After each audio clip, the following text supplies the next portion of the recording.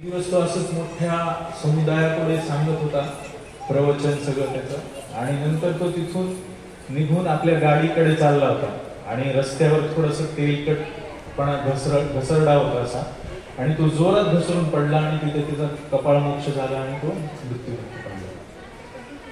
तर महाराज गमतीशीरपणे सांगत होते की हा व्यक्ती सतत असं नियमन करून कसं आयुष्य वाढवता येईल याच्याबद्दल एवढ्या लोकांना मार्गदर्शन करत होता, आणि तो जवळपास 40शीचा असताना त्याचा असा दुःखद अंत झाला. परंतु कित्येक लोक मस्त गुलाबजामुन, जिलेबी आणि वेगवेगळ्या गोड पदार्थांवर ताव मारतात, कुठलाही एक्सरसाइज करत नाहीत आणि 90 वर्षापर्यंत अगदी छान निरोगी जगतात, असे पण लोक आहेत.